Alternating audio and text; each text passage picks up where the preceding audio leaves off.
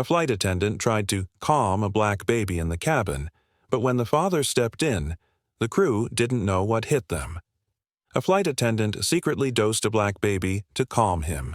Thinking the father would never notice, he didn't realize every heartbeat, every breath, and every change in his child was being watched with razor-sharp instinct. The moment that bottle touched the baby's lips, the galley became a battlefield. Subscribe.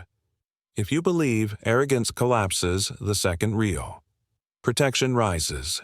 The hiss of the aircraft's cabin door sealed behind him with a sound too final to ignore, like the airtight lock of a vault. Dr. Kalen Merrick didn't flinch. With one hand cradling the soft strap of the chest carrier, he stepped into the cabin of Valaris Air Flight 907. His 6-month-old son, Lior, nestled snugly against his chest, gave a small sigh in his sleep, thumb curled beneath a rose-petal cheek. Kalen's boots hit the floor with the silent weight of purpose. His mission was clear: deliver the keynote at the Helvan Research Summit, an address that had taken weeks of refinement, projections, and diagrams, while caring for his infant son whose caretaker had fallen ill the night before. He walked forward with measured grace, the same poise he used to navigate aerospace negotiations and military research briefings. But as he entered the first-class cabin, he sensed something off, not in the lighting or seating, but in the posture of the crew. A tall male flight attendant standing near the galley doorway narrowed his eyes slightly as Kalen passed. The name stitched above the lapel read, Reddick Vorn. He didn't smile. He didn't nod. He just watched, expression carved from cold granite. Beside him stood another attendant, shorter but built with wiry tension, Mero Vask.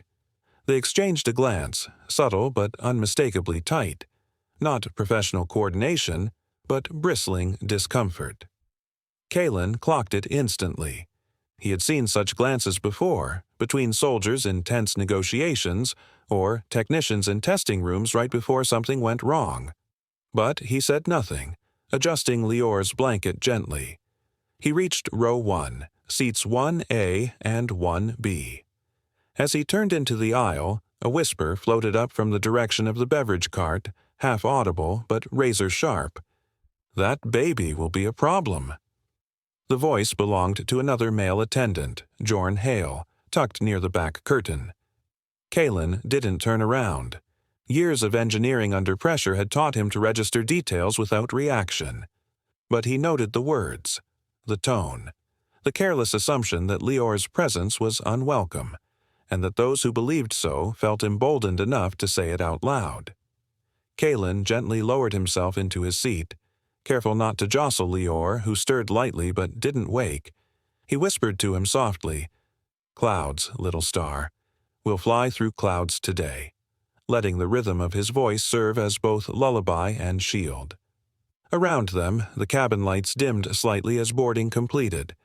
The mechanical whir of overhead bins being shut punctuated the silence. Outside the windows, dusk was fading into the indigo skin of evening, and the tarmac lights blinked in rhythmic sequence. Yet inside the cabin, an invisible pressure began to gather. It wasn't dramatic, not yet, but Kalen could feel it. The watchful eyes, the stiffness of shoulders, the 2 quick glances from crew members as they checked equipment they'd surely already checked. One passenger, seated in 2C, a middle-aged man with a silver wristwatch and keen eyes, watched everything unfold with a frown. His gaze lingered not on Kalen, but on the crew, as if he, too, had felt the subtle weight in the air shift. Kalen's mind, always disciplined, began running quiet calculations. He noted Vorn's proximity to the galley storage. He recalled the clipped rhythm in Vask's speech during the pre-boarding greeting. He reviewed the whisper from Hale, each detail lodged in place like coordinates on a schematic. He didn't yet know what equation they formed, but he felt the rising hum of tension. Lior moved, a tiny hand brushing against Kalen's collar. The moment grounded him. He offered a soft smile, more for the child than himself, and exhaled slowly. The overhead chime sounded. The pilot's voice crackled on, issuing the standard flight welcome, but even that sounded thinner, less warm than usual. Kalen settled deeper into his seat, tucking the airline blanket around Lior's feet. He hoped, truly hoped, that the tension in the air was nothing, that he could make it to Norvex Ridge, give his lecture, and return home without incident. But hope is not a strategy. And in the narrow corridor behind him, Vorn's boots echoed once, paused, then moved forward with silent purpose. A storm was forming in the quiet spaces of the plane. "Sir, we need quiet for the passengers in first class." The words fell like a stone between them. Kalen looked up slowly, his hand gently patting Lior's back in rhythmic, practiced motion. The baby squirmed against his chest, letting out a soft, distressed whimper as the cabin pressure pressed in on his tiny ears. Kalen's voice was calm but edged with polite firmness. "He's adjusting. It'll pass in a moment." Mero Vask's smile remained pasted on, but it was a brittle kind of smile, tight at the corners, hollow in the eyes. He leaned in slightly, lowering his voice while keeping the forced civility intact. "Our priority is maintaining a peaceful experience, especially in this section. We've had some complaints." Kalen blinked. The engines were still leveling their climb, the cabin barely reaching cruising altitude. Lior's cries weren't even loud. They were tired, pained, the kind of sounds any passenger with empathy would recognize as natural, human, and brief. He looked around. No one had said anything. In fact, several passengers in nearby seats offered quiet nods of understanding. A man in row 2, Kalen didn't yet know his name, watched closely, his brow furrowed as if he could see something deeper unfolding beneath the surface. Then Kalen saw it. A glance, quick and deliberate, passed from Mero Vask to the taller attendant standing further down the aisle, Reddick Vorn. Vorn raised 2 fingers subtly at his side. Not a wave, not a command, a signal. Kalen didn't understand it yet, but he noted the mechanics of it. Military precision, as if they'd rehearsed it before. Vorn stepped forward moments later, holding what appeared to be a fabric sachet between his gloved fingers. "We have a calming formula approved for infants," he said, tone layered with rehearsed reassurance. "It's herbal, nothing harmful." Kalen's spine straightened. He didn't move his arms, still holding Lior snugly, but his eyes shifted, scanning the sachet, the man's stance, the thin sweat breaking at his temple despite the cool air. It was all too sudden, too aligned. "No, thank you," Kalen said, voice steady. "He's fine." Vorn hesitated, then pressed just half a step closer. Kalen tilted his head. "I said no," he repeated, slower this time. "Respect that." The air seemed to coil between them. The sachet lowered, but something in Vorn's jaw twitched, barely perceptible, yet loaded. He wasn't used to being refused. Kalen knew that kind of reaction. From boardrooms, from briefings, from men who thought they had final authority, only to meet someone who quietly did not bend. Vorn backed off with a nod, though his eyes lingered for half a second too long. Kalen exhaled. The hum of the cabin returned to its usual drone. He adjusted Lior's blanket, whispering to him, "It's okay, little one. Just a few clouds." The baby calmed again, his cheek pressed against the soft fabric of Kalen's shirt. For a brief moment, the storm passed, but not for everyone. Behind Kalen, the whispers began again. Vorn leaned against the galley wall, whispering low to Mero Vask. "He refused it," Vorn muttered. Vask shot him a look. "Should have just dropped it in the water. No one would have known." "We've got to apply protocol. You saw the signal." "Wait it out," Vask replied, glancing back toward the cabin, then lowering his voice even further. "If he starts up again, we don't ask next time." Their words didn't carry far, but far enough for the man in row 2. He turned slightly, pretending to adjust his seat, but his phone camera was already angled low in his lap, silently recording.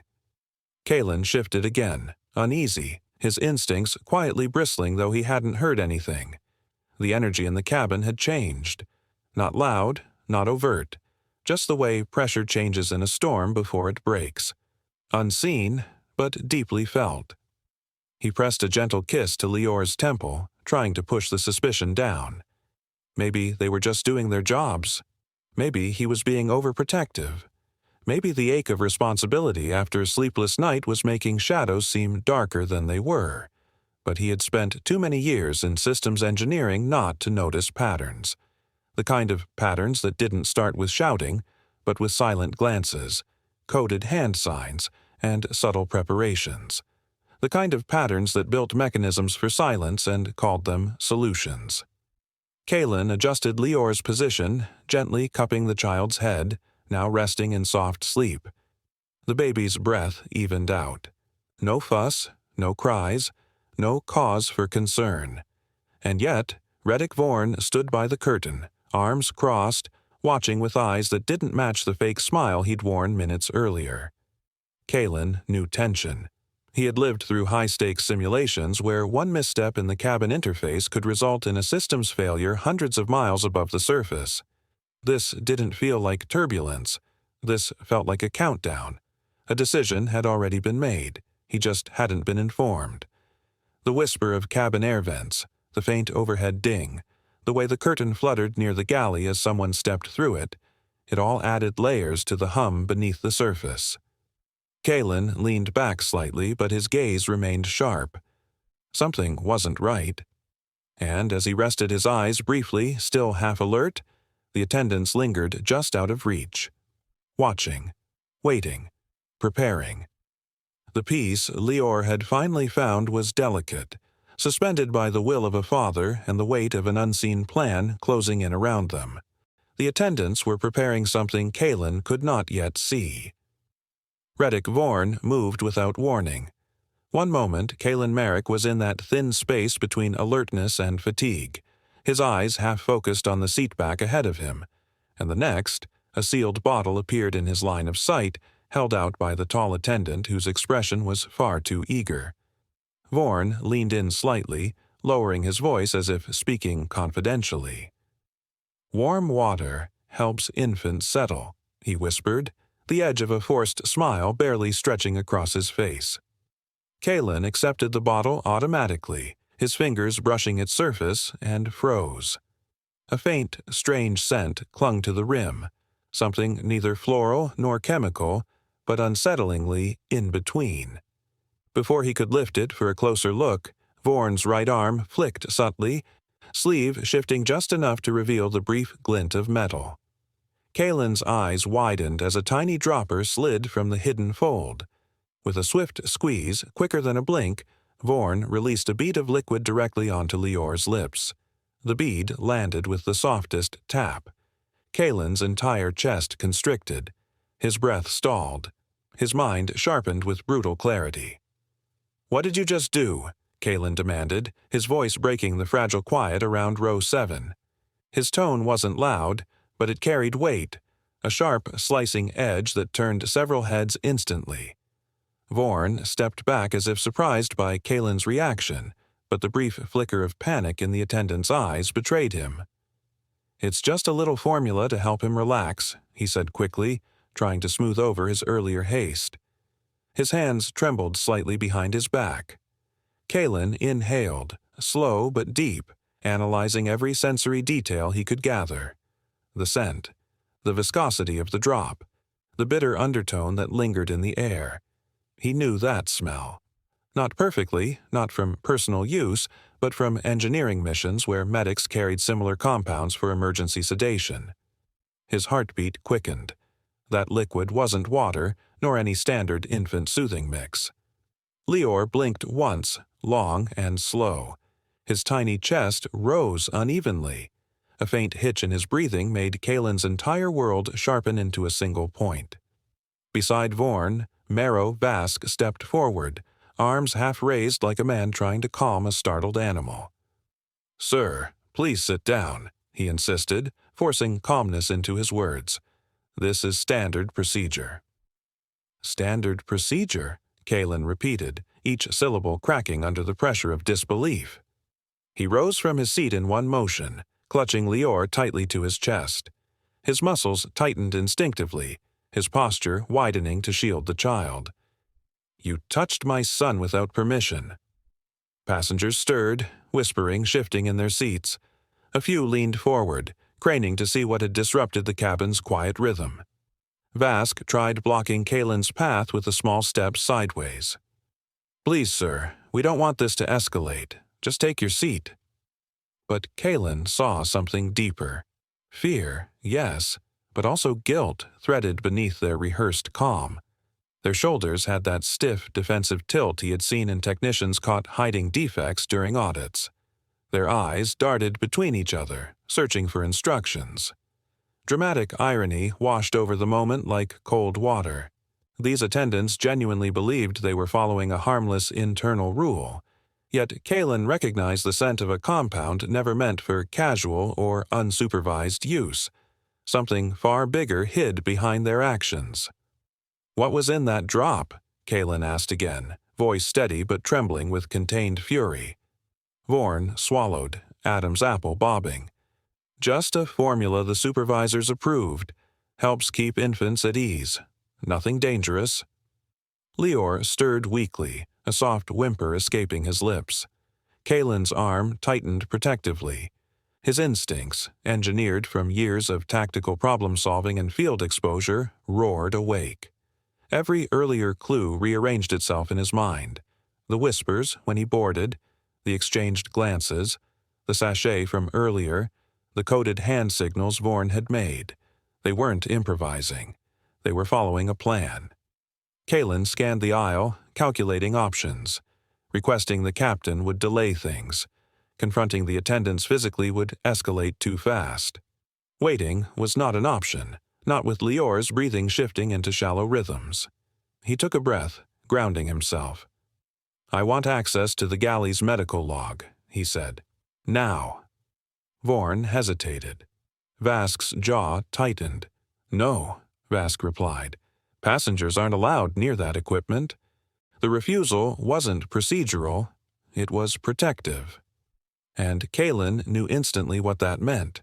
They knew exactly what they had administered. A cold, steady determination settled over him like armor. The father in him trembled with fear for his son. The engineer in him calculated chemical doses, half-lives, and symptom thresholds. The strategist in him saw only one truth. He needed information to counter this before Lior's small body reacted further. He shifted Lior gently into a more secure position, his eyes never leaving the attendants. The passengers around them held their breaths, sensing a line had been crossed. Vorn stepped back again, but this time it was not out of fear. It was out of realization. Kalen was not going to be quiet, and the cabin no longer felt safe for silence. A single drop had shifted the balance of control inside the plane. Kalen's voice lowered, settling into a tone that carried the weight of a man who would not be ignored. "You're going to show me what you used," he said, "or this becomes a report you cannot escape." Vorn's lip twitched. Vask took a step back. The tension thickened like a storm cloud. Lior whimpered again. Kalen's heart cracked, but his resolve hardened. In that moment, the direction of the entire flight altered, not because of turbulence, but because of intent. A father's intent. A crew's secrecy. And a single forbidden action carried out in the shadows of routine. Some passengers leaned into the aisle, sensing that the calm they expected at cruising altitude had fractured into something dangerous. Kalen adjusted his grip on Lior, eyes locked on the two attendants whose certainty had finally slipped. He knew one thing now with absolute clarity. This wasn't an accident. It was a calculated move, and he would not let it continue unchecked. The moment the drop touched Lior's lip, the entire flight's fate changed. Kalen's fingers clenched instinctively as he scanned Lior's face, pale, eyelids heavier than they should have been. The infant let out a soft murmur, his breathing shallow but steady. Kalen leaned closer, his senses razor-sharp now. The faint chemical scent lingered on Lior's lips, bitter, unmistakable. It wasn't lethal yet, he calculated, but without intervention, it could compound. He needed countermeasures, and fast. "Medical kit," Kalen said firmly, his voice calm but edged with urgency. "I need it now." Reddick Vorn, who had retreated a step back, froze. His eyes flickered toward the overhead bin and then back to Kalen, but he didn't move. The refusal was silent, yet it echoed louder than any word.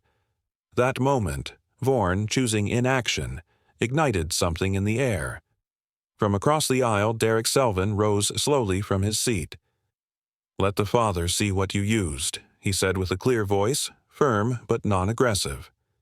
His phone was still in hand, though not raised yet. His tone held the weight of reason. Marrow Vask, standing near the curtain to the galley, stiffened. "Please return to your seat, sir," he told Derek. "This doesn't concern you." "Yes, it does," Derek replied, unmoving. "You dosed a child. That concerns everyone." Kalen's gaze sharpened. Every instinct screamed at him now, not just as a father, but as a systems engineer trained to recognize orchestrated patterns. This wasn't clumsy improvisation. It was procedural. He stood, balancing Lior carefully in one arm, and began stepping down the aisle toward the galley. His voice was even but cold. "If you won't bring me the kit, I'll get it myself." "No, sir," Vask warned, stepping into his path. "You're not authorized to enter crew areas." Kalen didn't stop walking. "Sir," Vask's tone sharpened, "please remain seated." "Then show me the contents of the sachet," Kalen snapped back, "or get out of my way." For a moment, it felt like the entire cabin had stopped breathing. Passengers turned. Conversations halted. The engine's soft hum became the only backdrop, stretching the moment into unbearable silence. Vorn whispered something into a lapel mic, but Kalen didn't care. His eyes were locked on the galley just beyond the curtain. He stepped around Vask, who hesitated, unsure if escalation was worth the risk. Then Kalen saw it. Tucked just behind the beverage cart and bolted to the galley wall was a drawer he recognized. Not from a passenger's view, but from a system schematic he once reviewed during contract work, the security storage for restricted substances. It had a biometric pad and a coded override panel.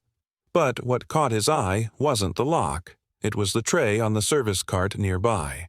There, half covered by a napkin, lay a standard metal fork.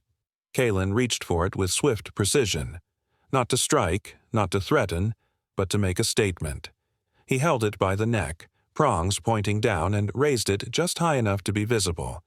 The glint of steel caught the overhead light, casting a brief flash across Vorn's eyes. "Back up," Kalen said, his voice quiet. "This is leverage, not a weapon." Vorn faltered. His arms hovered uncertainly near his sides, torn between protocol and self-preservation. Vask's mouth opened as if to protest, but nothing came out. The aisle narrowed around them, every step Kalen took feeling like a march into hostile territory. The fork, mundane, harmless in any other context, now carried the weight of every unjustified silence. Passengers whispered in hushed tones. "Is he holding a fork? What did they give the baby? Someone record this, please, just in case." Kalen's jaw clenched. He looked at neither camera nor crew. All his focus remained on the locked drawer and the truth it concealed. As he reached the galley threshold, his muscles burned with tension, not from fear, but from restraint. He could feel the fight between calculation and emotion raging inside him. He had every reason to lash out, but reason held. Lior shifted gently against his chest, still breathing, still stable. The drawer gleamed under the fluorescent strip lights. Kalen paused for a breath, just outside its reach. He turned his head slightly, catching Vorn's fearful glance, and said, "You had this planned. The droppers were preloaded, weren't they?" No reply. "The drawer proves it." The crew didn't answer, but their silence was damning. Kalen stepped forward. One more inch. One more beat of resistance.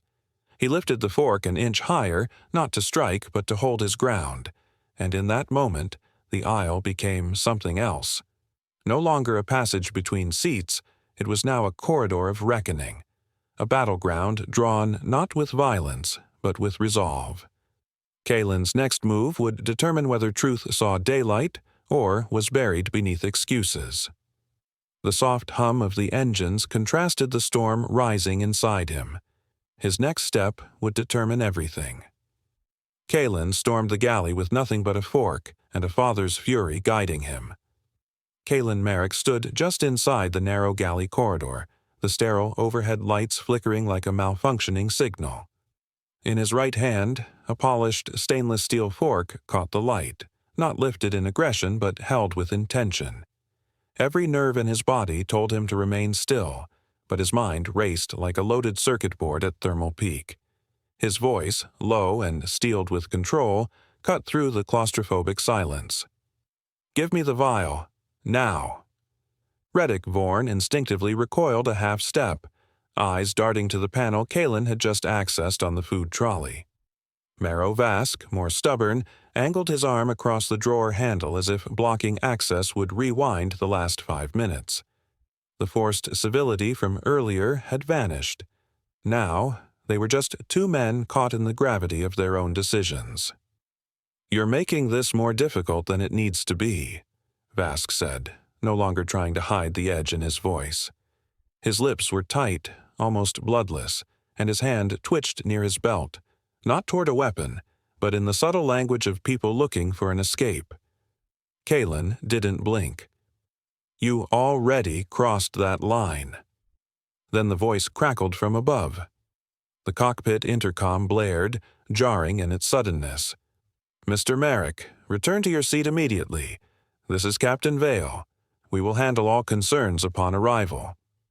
Kalen's eyes narrowed. Arrival. He knew better. The voice from the cockpit hadn't seen what just played out, hadn't witnessed the bead of sedative placed on his 6-month-old son's lips. The captain was operating in darkness, likely fed a sanitized version of events by the crew. Kalen didn't have the luxury of waiting until touchdown. Behind the pressed uniforms and safety smiles, something rotten had festered in this aircraft. He pivoted toward the trolley again. His fingers moved swiftly, locating a recessed panel beneath the snack drawer. Most passengers wouldn't know it existed. A standard-issue digital terminal used for inventory tracking blinked softly. Kalen dropped to a knee, one arm still securing the fork, and tapped rapidly across the screen. Years of engineering design spilled into muscle memory.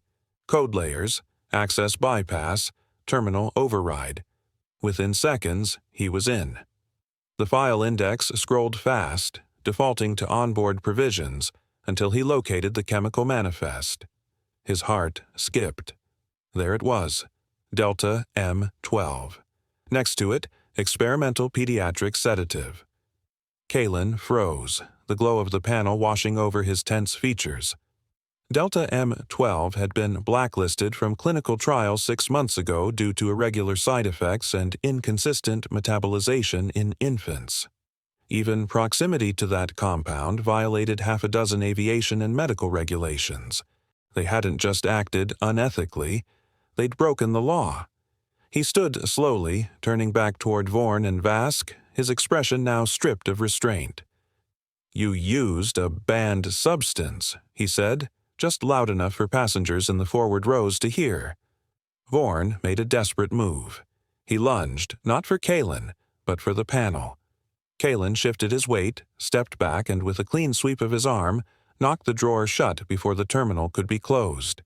Then, turning to the cabin, he raised his voice, not in rage, but in revelation. "They drugged my child with a banned compound."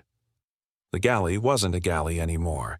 It had become a stage, and every passenger in that forward cabin had just been handed front-row seats. Gasps rippled like a wave through row 1. The rustle of motion followed. Seatbelts clicked loose, phones lifted, screens lit up. Marrow Vask paled. "He's lying," he tried, but the words were too soft, too late.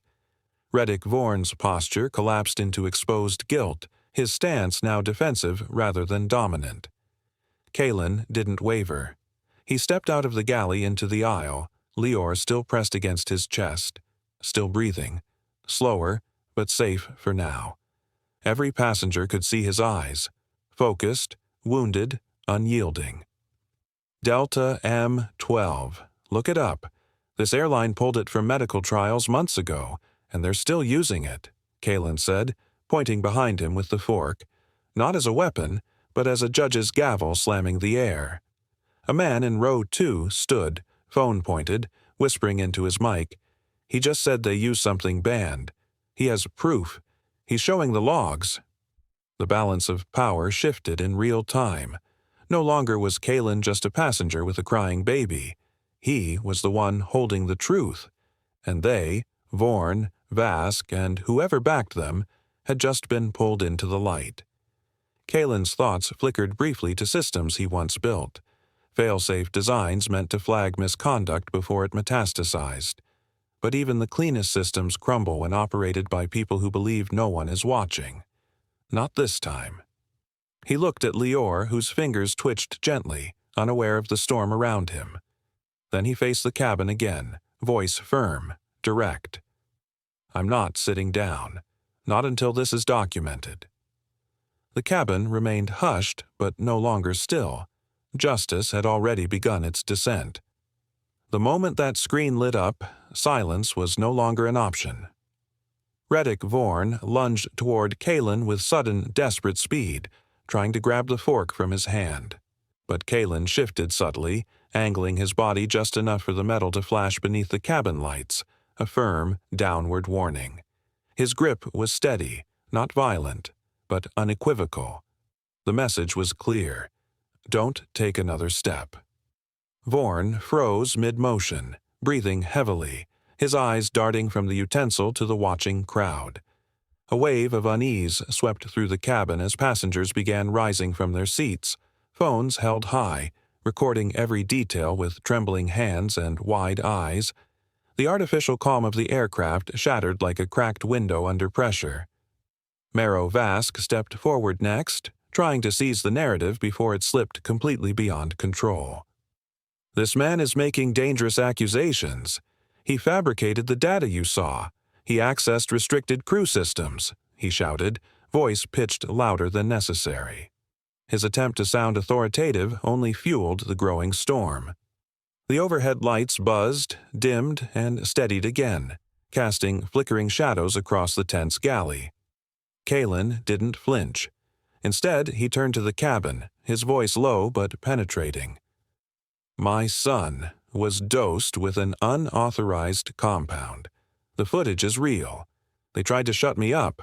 They tried to shut him up. And then it happened. Derek Selvin stood, calmly, deliberately.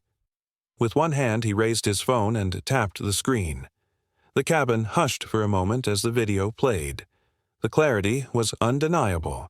Reddick Vaughan leaning in, a concealed dropper slipping from his sleeve, and a single drop of liquid falling onto baby Lior's lip.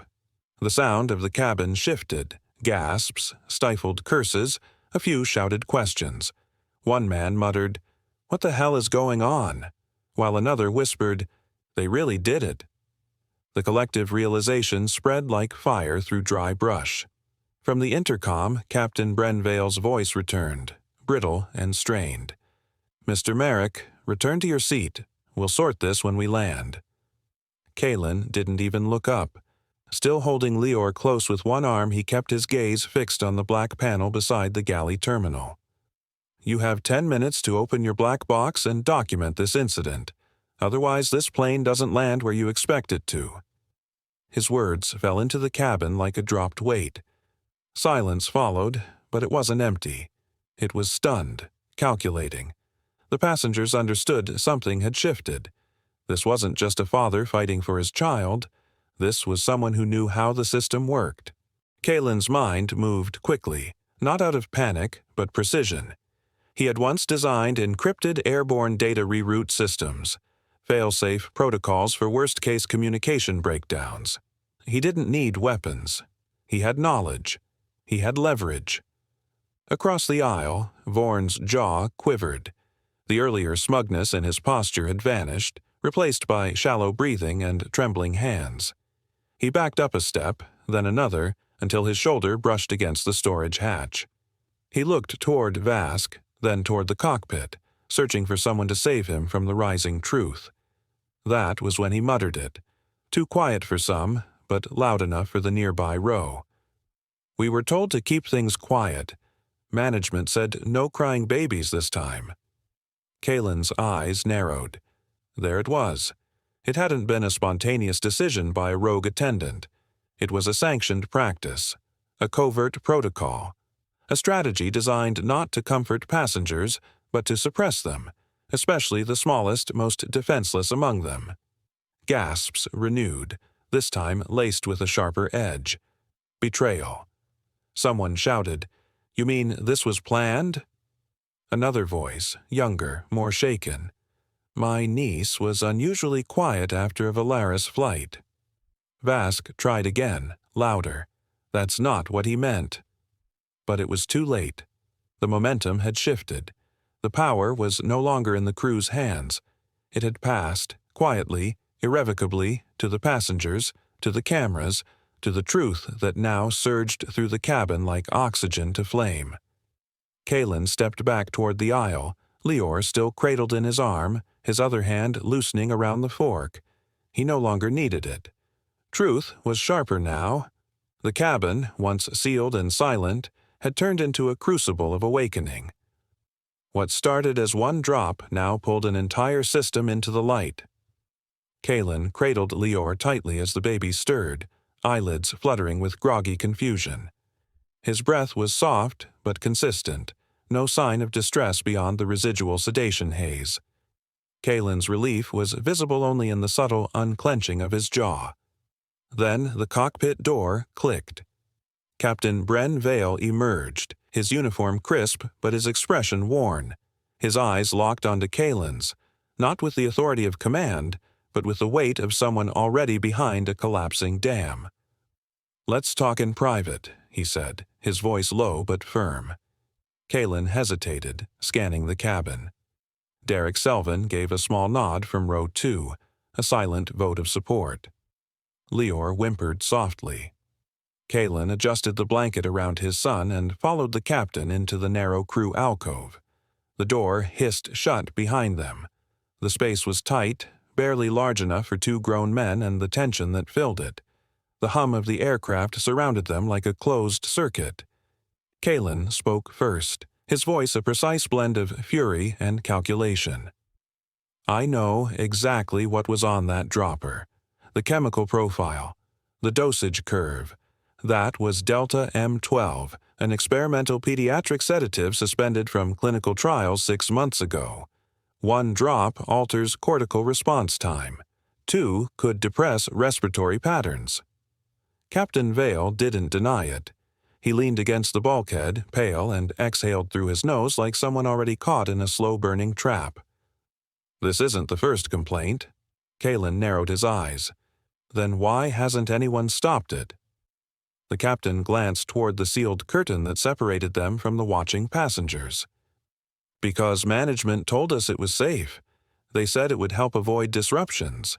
Quiet cabins mean better experience scores. The whole thing was branded internally as the Quiet Passenger Initiative." Kalen's voice hardened. "You mean Blue Line Protocol?" The captain froze. That name wasn't meant to be known. He swallowed. "It wasn't supposed to be public. We were told it was approved for emergency infant calming, only used in extreme cases." Kalen stepped forward. "Was this an emergency, Captain? My child cried, briefly, during ascent. That's not an emergency. That's what babies do." Captain Vale looked away, his voice barely audible. "They told us. Elite clientele didn't want disturbances. Executives, officials. 1 complaint about a crying baby and we'd get calls from sponsors." Kalen shook his head slowly. "And so you drugged them?" "I never administered it myself," Vale said quickly. "That was Vorn and Vask. I trusted the system. I didn't know they'd use a banned compound. I thought it was lavender oil, melatonin microdoses, something harmless." "Intent doesn't erase responsibility," Kalen replied, voice sharp. "You're the captain of this aircraft. Everything that happens here is on your record." Captain Vale's shoulders slumped slightly. The truth had cracked his composure. "You have a choice," Kalen said, stepping closer, holding Lior tighter. "Log this as a medical incident and update the digital manifest now, or I will report you for obstruction of justice." Vale didn't respond immediately. His hand hovered over the side panel of the wall terminal. The seconds stretched like taut wire. Finally, with a tap, he accessed the manifest console and began updating it. His fingers trembled slightly as he typed. Kalen watched every word. "Medical event. Unauthorized administration of Delta M12 to infant passenger in seat 1A. Investigation pending. Crew under review." When the entry appeared in the official flight log, Kalen took a photo of the screen with his tablet. "Thank you," he said, though there was no gratitude in his tone. As they stepped back into the cabin, Kalen saw that the power had shifted. The murmurs had grown into whispered alliances. Passengers stared not with apathy, but awakening. Reddick Vorn and Marrow Vask stood near the back of the cabin, their faces drained of color. One man, a passenger in business attire, stood between them and the exit row, arms folded, refusing to move. Another passenger was mid-call, likely to a legal hotline. Captain Vale moved swiftly toward Vorn and Vask. "Step into the service bay," he said. "Now." He didn't raise his voice, but something in his tone had changed. He wasn't commanding out of rank anymore, but out of fear. The attendants hesitated, then obeyed. The door clicked behind them. Kalen stood at the front of the cabin, holding Lior against his chest. The baby's eyes were half-lidded now, more alert than before. A flicker of recognition passed through the small face. Kalen pressed a soft kiss to his son's forehead, then looked out at the passengers, no longer just travelers, but witnesses. Every screen that had once streamed a movie was now recording. Every silence had turned to scrutiny. Kalen didn't speak. He didn't need to, because the airline's silence had already screamed too loudly, and now the world would hear it. Whatever mask this airline wore before, it had just been ripped off mid-flight. The plane had just begun its descent toward Halvran Ridge Airport when Kalen Merrick felt the change, not in altitude, but in atmosphere. The low murmur of conversation had shifted. It wasn't the idle chatter of passengers nearing the end of a journey, but the hushed tones of people processing what they had just witnessed. The cabin wasn't just a sealed metal tube anymore. It had become a courtroom, a pressure chamber of truths too big to contain. Kalen sat upright, Lior's small frame nestled safely against his chest, his tablet in hand. His fingers moved fast, each stroke deliberate, each attachment a nail in the coffin of the protocol that had threatened his son. He compiled the footage Derek Selvin had captured, added timestamps pulled from the aircraft's food panel logs, and cross-referenced them with the label data he had seen in the galley. His subject line was short but explosive. Unauthorized infant sedation. Emergency ethics report. He paused for a breath, then looked to Captain Bren Vale, who stood several rows ahead, watching silently from the aisle. Their eyes locked, and in that unspoken moment, Kalen saw recognition, maybe even resignation. Vale gave a subtle nod, granting unspoken permission. Whether it was guilt or self-preservation driving the captain no longer mattered. The report was sent. But just as Kalen allowed a sliver of relief to enter his thoughts, a flicker of movement caught his eye. From across the aisle, the flight's co-pilot, Eric Dren, leaned against the bulkhead, arms crossed too casually. His expression was calm, too calm, calculated. Watching Kalen, not like a fellow crew member concerned for safety, but like someone guarding a secret. Kalen's pulse quickened. He reopened the system logs to confirm his attachments, only to freeze. The dropper's serial number was gone. Gone. He hadn't deleted it. He was sure it had been visible moments ago, embedded in the inventory data linked to the sedative compound Delta M12. Now it read, "Data missing. Entry corrupted." Kalen's breath sharpened.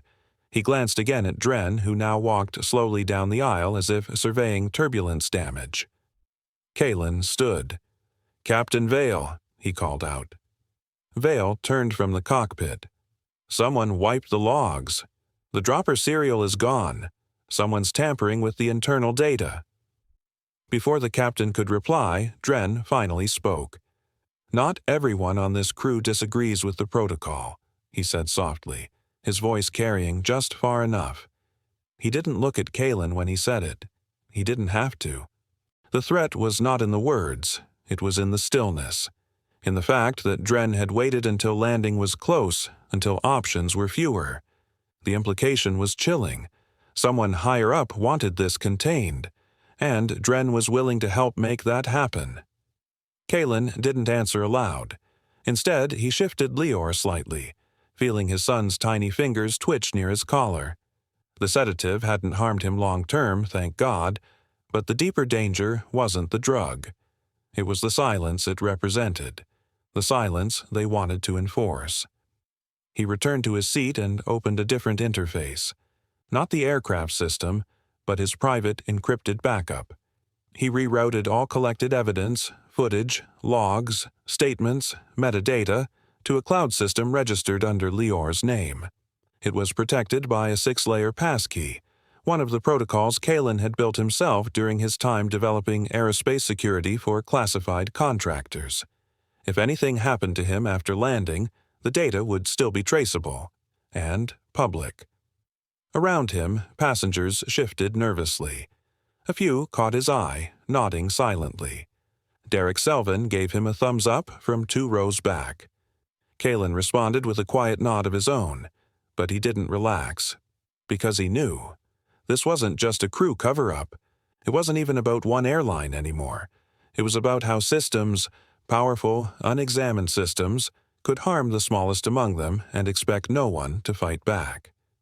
Outside the windows, the lights of Halvern Ridge Airport flickered into view. The wheels clunked down into place.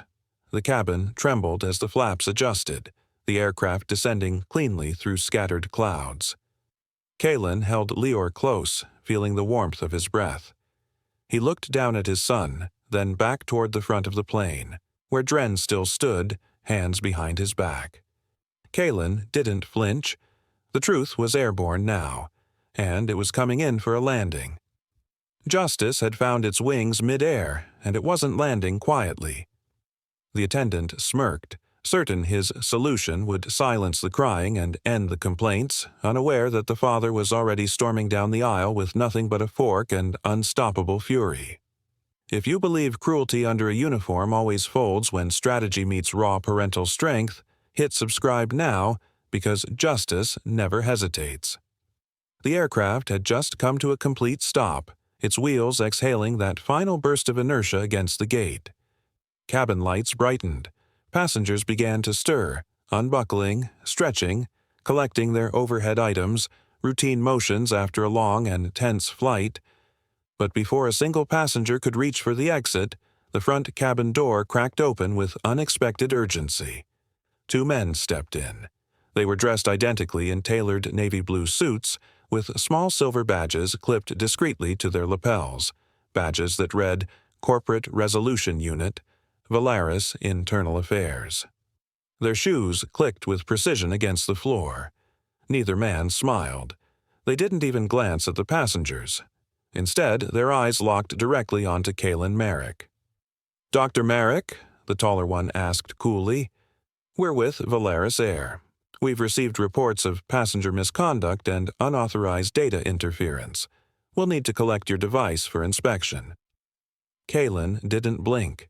He held Leor close with one arm, his other hand gripping the edge of his seat as he slowly rose to full height. The aisle narrowed with tension, as though the plane itself was holding its breath. Kalen's voice was calm but unshakable. "Try taking it." That sentence cut through the cabin like a cold breeze. All at once, half the passengers still seated raised their phones again, instinctively filming. The corporate agents hesitated, now aware that every move they made was being documented from multiple angles. Derek Selvin, seated just a row behind Kalen, stood. "Multiple devices have the footage. You're too late," he announced, lifting his phone high. "If anything happens to this man, you'll answer to the public." The shorter agent faltered, glancing at his partner whose jaw tightened. Their approach changed instantly. Their voices softened, rehearsed. "Dr. Merrick, we're willing to offer compensation, generous compensation, for the inconvenience your family experienced. Our priority is to resolve this quickly and with minimal reputational damage to all parties involved." Kalen's laugh, though low, echoed with fury. He took one measured step forward. "You tried to sedate my son," he said, eyes locked on theirs. "And now you want a clean exit?" The corporate handlers looked stunned for a moment, just long enough for another voice to rise from across the cabin. A male passenger near the rear stood and shouted, "Too late! I already uploaded my video to the Consumer Aviation Ethics Forum." Gasps, murmurs, and the sharp clicking of more phones followed. The agents froze. Kalen tilted his head slightly, not in arrogance but in disbelief at the incompetence of their approach. They hadn't come to protect anyone. They had come to bury the truth under legal forms and polite threats. Then movement. 2 airport security officers appeared at the cabin threshold, summoned by the captain's call moments earlier.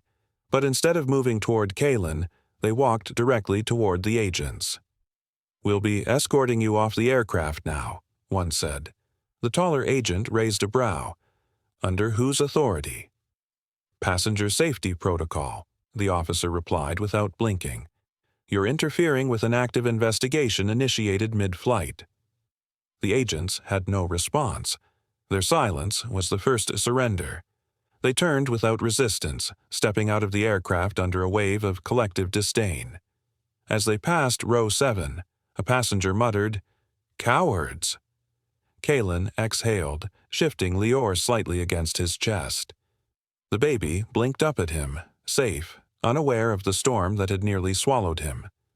Kalen looked toward Derek, offering a nod of gratitude. Derek nodded back. They thought they could smother this quietly. Kalen's jaw tightened. Not this time. The camera lights dimmed. The murmurs subsided into anticipation. Outside the window, media vans were already gathering near the gate. Inside, a wave had shifted.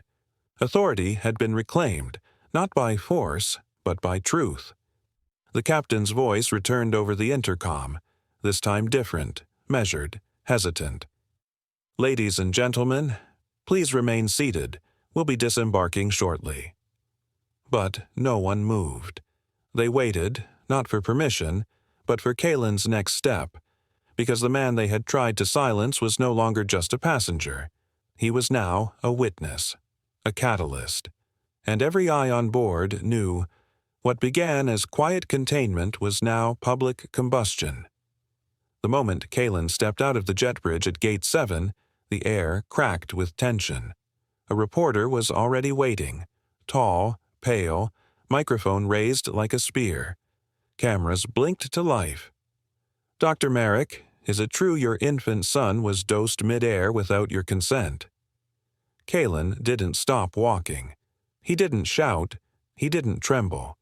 Instead, he reached into his coat pocket, withdrew a small flash drive, and handed it directly to the man. "Here's the name of the banned compound. Here's the footage. And here's the airline's own captain confirming it was protocol." The reporter blinked, stunned by the calm delivery. "You're saying—" "I'm saying," Kalen cut in, voice sharp but steady. "This wasn't an accident. It was systemic, and I have the proof." That clip, only 20 seconds long, aired across national networks within the hour. The footage of Kalen standing tall with Lior asleep on his chest, holding evidence instead of outrage, went viral. By evening, Volaris Air's stock had plunged 17%, its board scrambling to contain fallout. Yet, when the company finally released a statement, it was cold and evasive. "We are reviewing the matter internally and remain committed to passenger safety." No mention of Kalin, no mention of Lior, and certainly no mention of Delta M12. But the public wasn't waiting. Across forums and message boards, parents began sharing eerily similar experiences. Posts surfaced with phrases like, "My baby just went quiet mid-flight," "I thought the crying stopped too fast," and "I was told a tea formula would help my son sleep." The pattern was undeniable. Within 48 hours, consumer rights lawyers had banded together to prepare a class action lawsuit. Valeris's crisis team couldn't plug the leaks fast enough. Meanwhile, Kalin avoided the noise. He didn't attend interviews, he didn't post on social media. He simply went home, bathed Lior, and kept the boy close through the night. His eyes never left his son's chest as it rose and fell, steady but small. He knew Lior was safe now, but the storm had only just begun. That night, under dim hallway light, Kalin finished compiling the final logs from the onboard inventory panel. He encrypted the files, backed them up on 3 servers, and sent them directly to the National Aviation Ethics Bureau with the subject line, "Unauthorized Infant Sedation. Emergency Ethics Report." He included not just the footage and the compound logs, but also a formal statement outlining every deviation from flight protocol he had documented, including the erased dropper serial numbers and locked drawer tampering. But even as he sent the file, a nagging thought twisted in his chest. Someone had gone to great lengths to hide this, far too coordinated for it to be isolated. He opened a spreadsheet and began tracing the breadcrumbs. The term Blue Line Protocol showed up in metadata embedded in the aircraft's panel software. He recognized it from Captain Vale's earlier confession, but the words triggered a deeper memory. In a past contract review years earlier, Kalin had once skimmed a white paper from a behavioral compliance vendor describing a tiered comfort strategy for managing disruptive passengers. He remembered the phrase now. For minimal disruption in premium environments, use Class B discretion with pediatric passengers under 18 months. Field validation pending. He hadn't paid attention then. But now the dots were connecting, and someone had signed off on it. There was a paper trail out there. Procurement documents, testing logs, internal approvals, and somewhere at the top, a name that had authorized Blue Line Protocol's implementation. Kalin stared at the screen, Lior's soft breath audible behind him. He knew the fight wasn't over. He rose from his desk, walked to the nursery, and watched his son curl toward the sound of a mobile above the crib. The gentle glow of a nightlight spread across the room, painting the walls with soft blue arcs. It reminded Kalin of the airplane aisle just before the galley lights had flickered, the moment everything changed. His jaw tightened, not from rage, but resolve. He had won the battle at 30,000 feet. Now he would take down the infrastructure that enabled it from the ground up. The company could spin its statements. The media could speculate. But the evidence was real, and it would speak. He whispered into the quiet, "You're safe now, little one." Then he turned off the light, knowing what waited tomorrow. Kalin had survived the flight, but now he planned to take down the system that allowed it. 3 days after the flight, Kalin's phone buzzed once. No caller ID, just a sharp vibration that jolted him from his research notes. He answered immediately, instinctively bracing. A steady male voice met him on the line. "Dr. Merrick, this is Investigator Ren Talvin, Federal Aviation Oversight Division. I need to speak with you regarding Valeris Flight 907. Kalin's grip on the phone tightened. "I'm listening." "We've confirmed the Blue Line Protocol was operational on over 90 documented flights," Talvin said. "No consent from passengers, no disclosures, and no documented medical oversight." Kalin sat down slowly. The air around him seemed to collapse into silence. "So, it wasn't isolated," he murmured. "No," Talvin confirmed. "It was systematic. I believe you were never meant to see what you saw." There was a pause. Then Talvin added, "We had a mechanic come forward this morning. Name's Varn Eckel. Quiet type, worked ground logistics out of Halvern Ridge. He said he once repaired cooling cabinets that held sedative packs marked Infant Hush. Took photos. Enough for us to secure a warrant." Kalen's eyes flicked to Lior, asleep nearby. Safe for now. "What happens next?" "You testify," Talvin said plainly. "A federal tribunal has been approved." The words were simple. Their weight wasn't. Kalen didn't reply immediately. He walked to his desk, pulled out a hard drive labeled FL907_logs, and slid it into his terminal.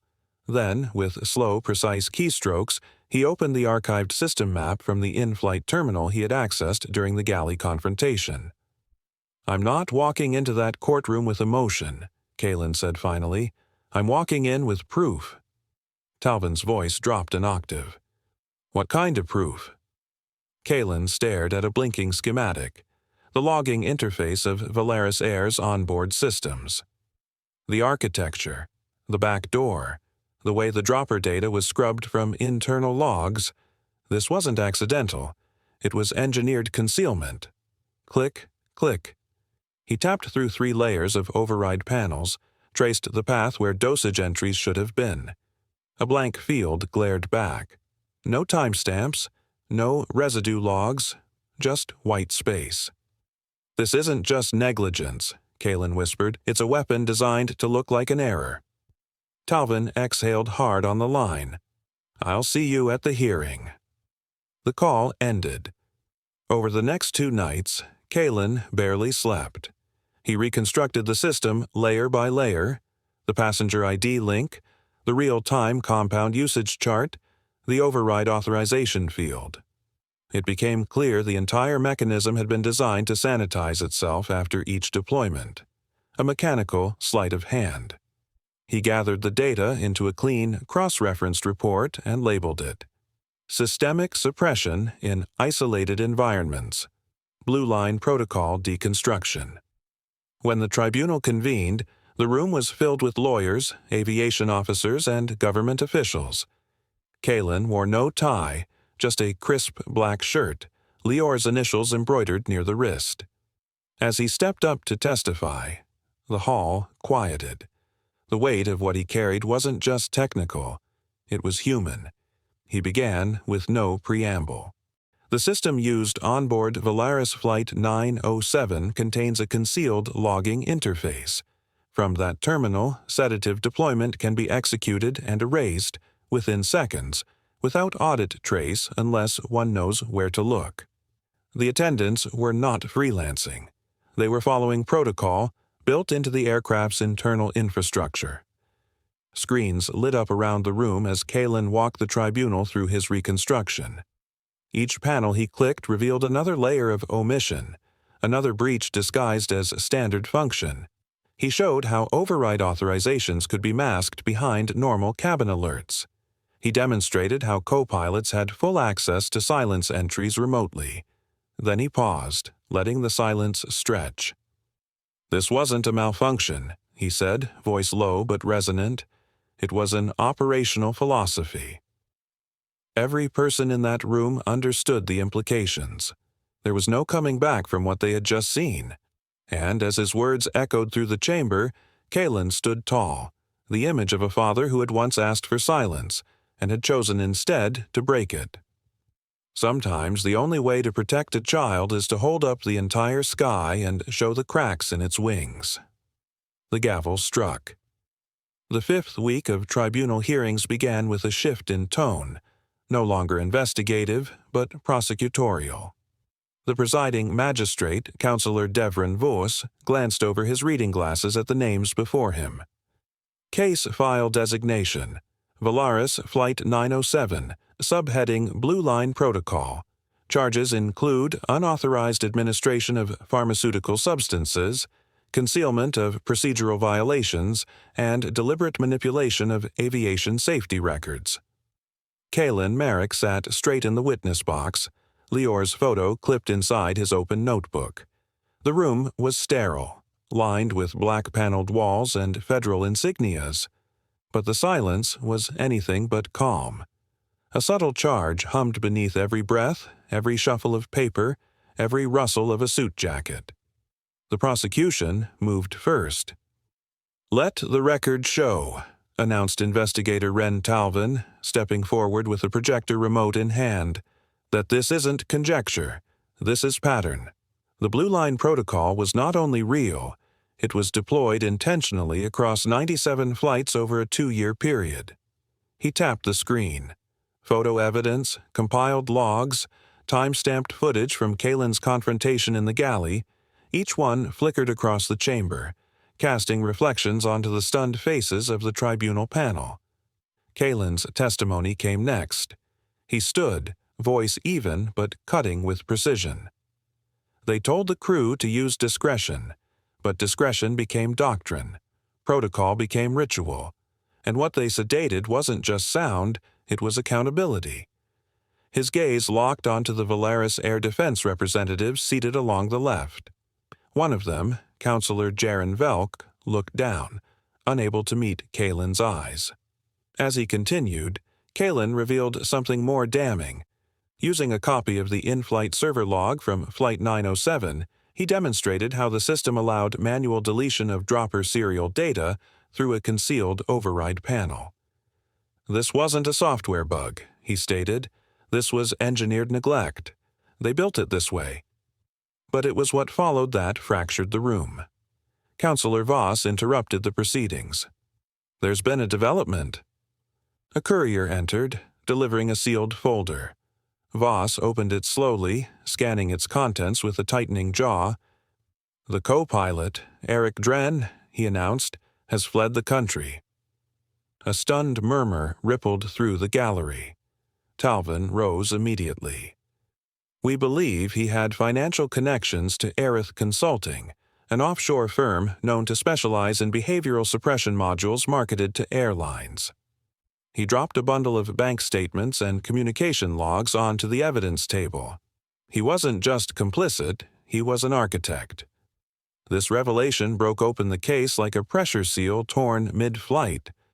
Valaris Air's board issued a panicked statement by midday. It admitted only to internal training misalignments, but their attempt at damage control failed spectacularly. The tribunal ruled to unseal all Valaris aircrew protocols, making them public for immediate review. Outside, reporters flooded the courthouse steps. Protesters held signs with slogans like "Not without consent" and "Infants are not noise." Inside, Kalen sat quietly beside Talvin as the panel moved to vote on sanctions. "Captain Bren Vale," Voss declared, "stripped of cockpit command indefinitely.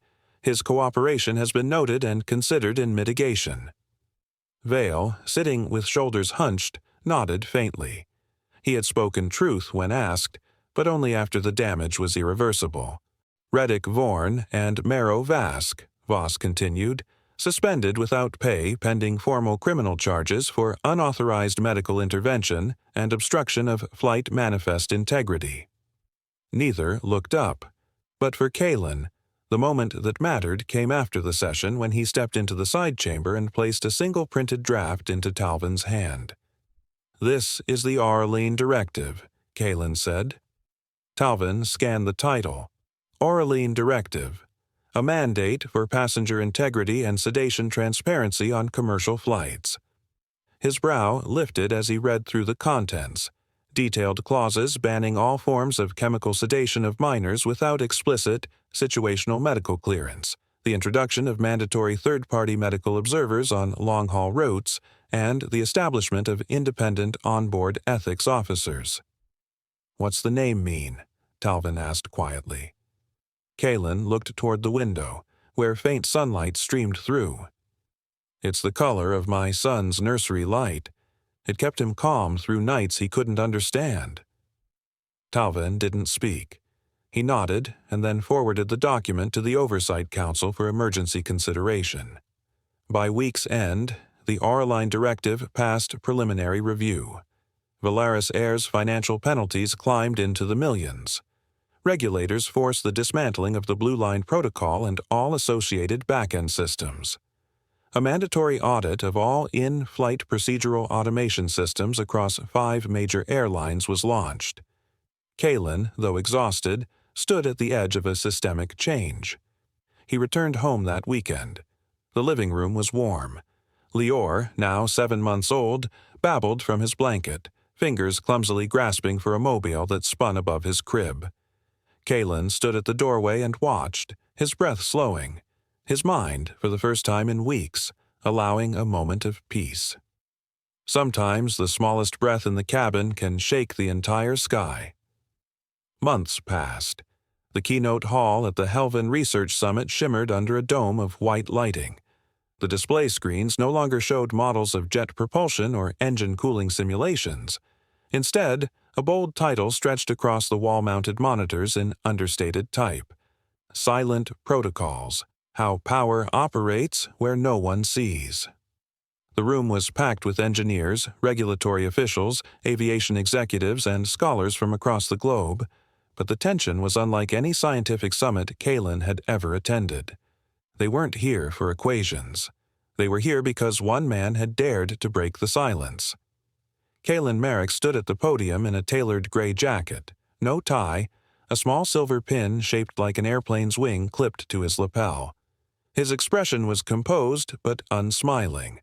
Behind his calm eyes was the memory of a fork, a sedative droplet, and the unbearable stillness of his infant son's breath on Flight 907. He didn't start with a greeting. He started with a screen. On it, he projected a log file, redacted flight entries from Volaris Air. Highlighted in red, Delta M12, approved for Blue Line protocol. Murmurs surged through the crowd. He let them react, then spoke. "You won't find this on any safety pamphlet or passenger agreement," Kalen said. His voice was even, but beneath the surface, steel. And yet, it was executed dozens of times, on children too young to object and fathers too tired to protest. A few regulators exchanged glances. One man from the back furiously took notes.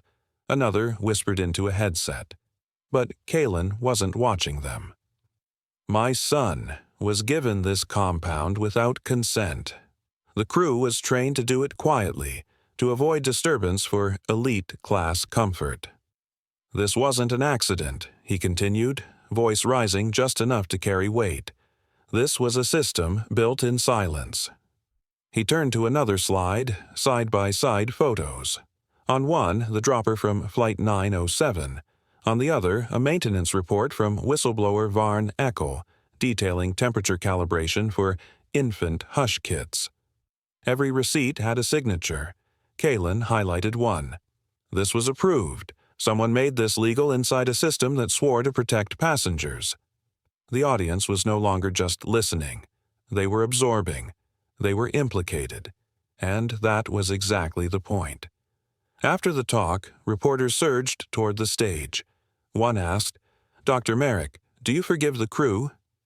Kalen paused, stepping down. His eyes flicked toward the recorder.